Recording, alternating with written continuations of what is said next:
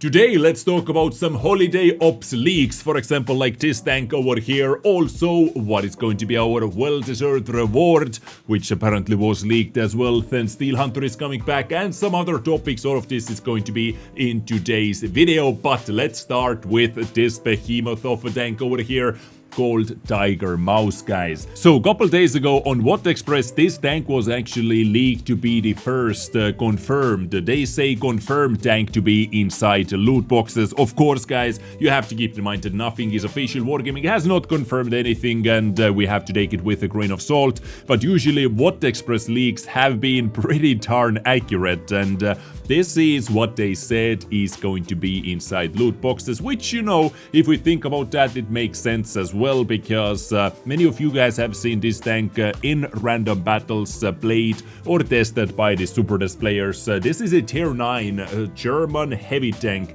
assault heavy tank with quite a hard-hitting gun, 530 alpha damage right over here. But this tank was already rebalanced a bit as well before releasing, so I guess Supertest players are testing it out on the live server to see how it performs in actual battles, and based on those statistics, I guess so, this tank actually received a reload time increasement from 14.86 seconds up to 15.4. Then the accuracy was made a bit worse. Inside the game you can see 0.35, but it was bumped up to 0.37. Then the moving dispersions were also nerfed a bit, and of course DPM got affected by that. And also the survivability was hit a little bit inside the game files right now. This tank has absolutely ridiculous 130mm thick armor. Like, just think about that. Even if you're angling your tank like this, there are lower tier tanks especially. There are going to be so many tanks which are going to struggle penetrating it.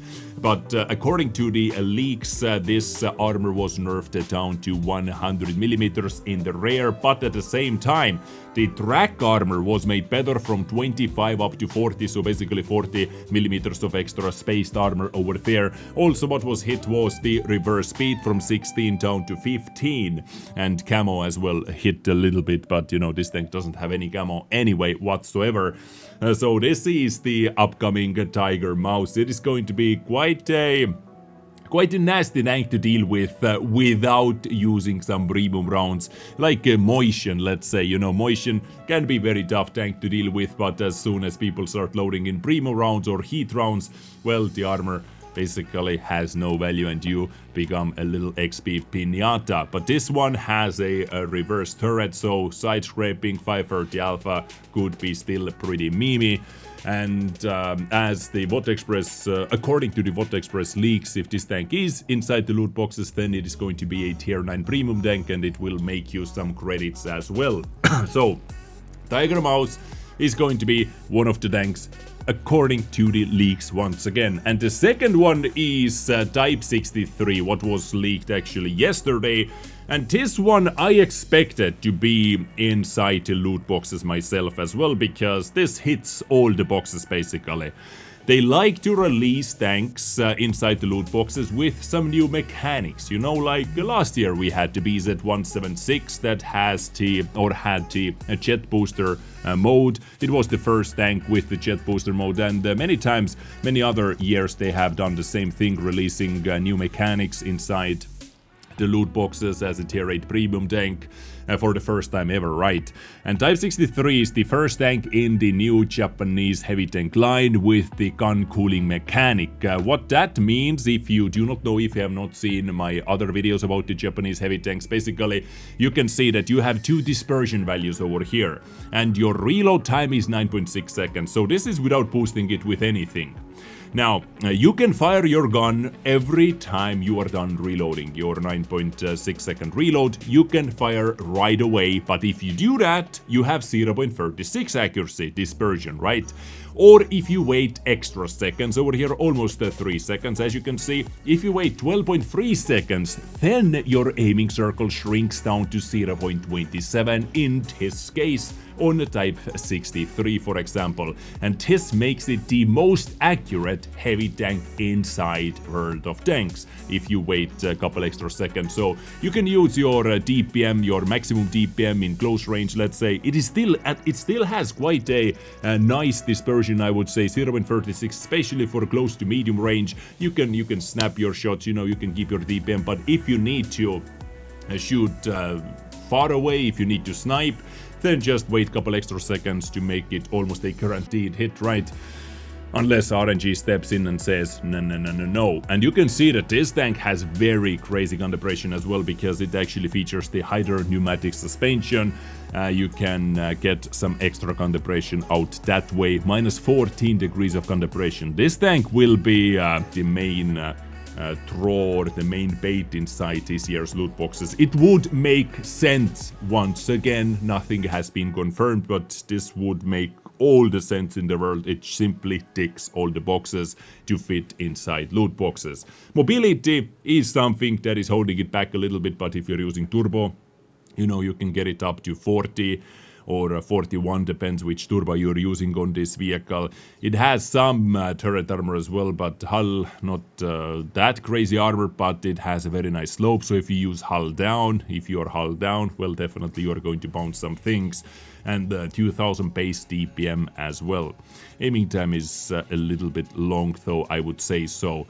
So this is one of the first tanks that was leaked inside one of the tanks that was leaked to be inside the loot boxes. We'll have to wait and see. And I have some other ideas, actually, which tanks could be inside loot boxes. Do you want to see my loot box prediction video? If you do, please let me know in the comment section down below, because if you guys are actually interested about this, so let me know. But moving on to another leak in today's video, according to the WotExpress and the Armor Patrol, where we are right now. Well-deserved reward 2023 Pz.Kpfw for Ausf 2.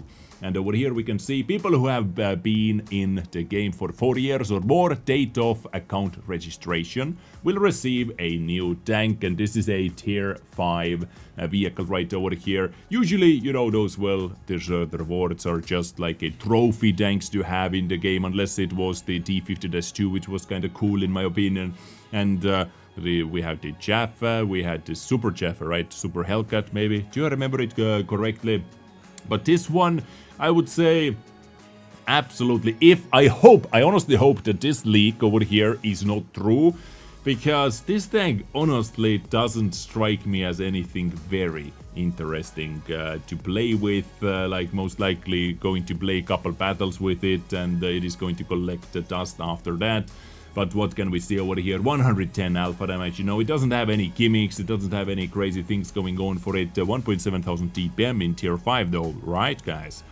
You can see over here, fast reload, minus 10 degrees of gun depression. So, seems to be very comfortable tank to play with, like for a lower tier tank. Good aiming time and accuracy, right?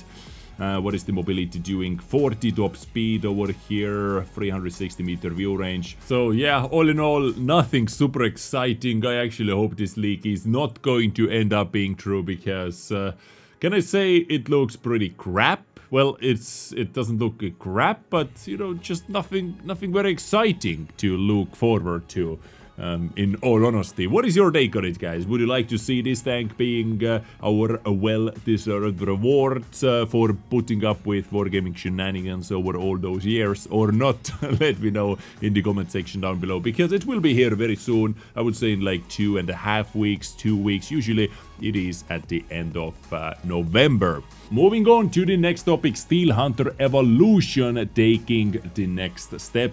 So this time we are going to get the Steel Hunter game mode back, starting from tomorrow actually. And over here we have many upgrades, and basically what they did is they mixed together the Steel Hunter Reborn with the bots and respawning with the old Steel Hunter game mode. For example, we have the conical field of view, you can only see in front of you, which I personally liked, because it made you play more actively, way more actively, always looking around, scanning, and when you can catch someone off guard, it always feels good. They don't know exactly where you are right away, they have to look towards you and so on. So also the radio becomes more useful and important to use in this situation.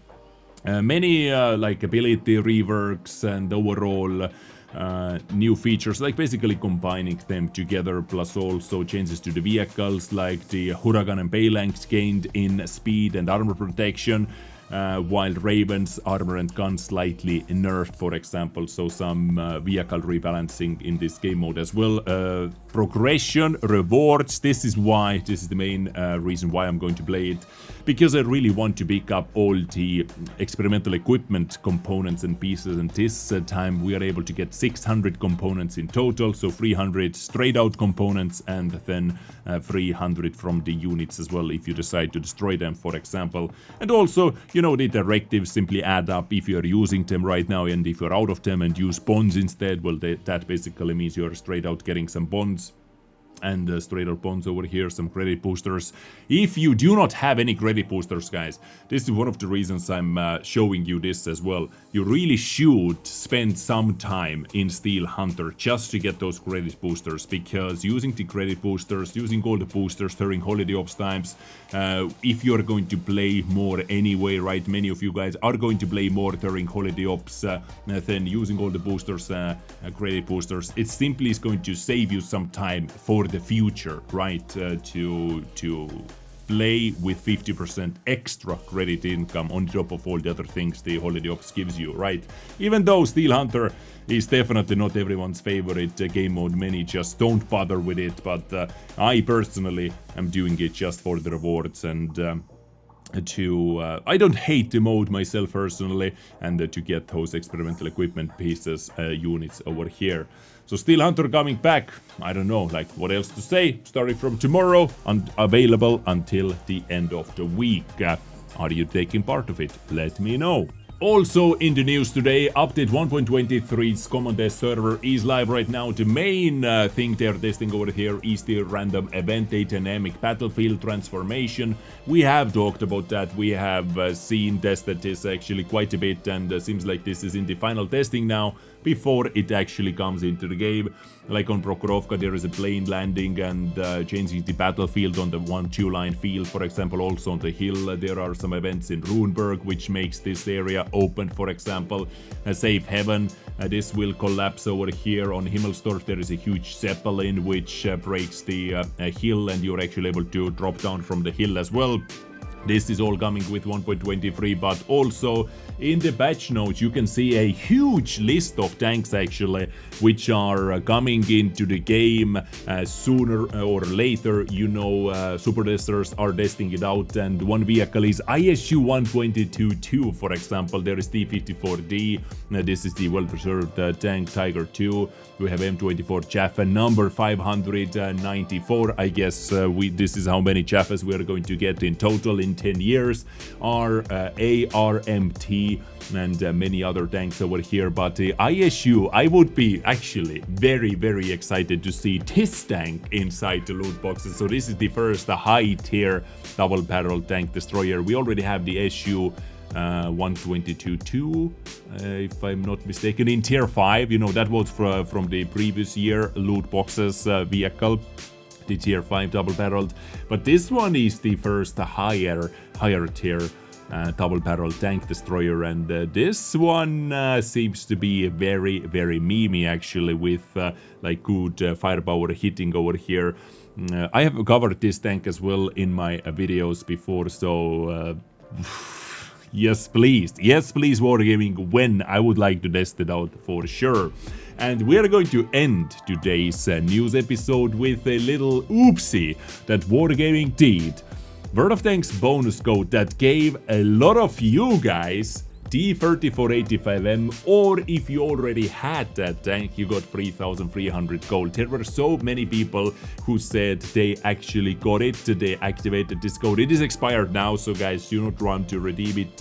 It is not working anymore, but this seems to be a massive oopsie by Wargaming, and I heard the people were saying that this was actually supposed to be a referral code for someone, for something, but it ended up being leaked and went into the public and made available into the public, and it was up for quite a few hours actually. So what happened with the gold or the tanks? I really hope, I was not able to use it, but I really hope that people who actually got it, their free T3485M or the gold 3300 are actually able to keep it as well, because this was quite some oopsie by Wargaming, right? So were you able to use it, guys? Were you able to activate it yourself? Were you lucky one? I don't know what they're going to do with this. Anyway, that is it from me, beautiful people. I thank you so much for your attention. What do you think are going to, which tanks would you like to see in loot boxes? Do you have any other loot box tanks predictions? What do you think about the World Desert Reward? Steel Hunter. We covered quite some topics over here, so let me know what you think about all of that in the comment section down below. That is me done. Stay awesome, stay beautiful, take care, and bye.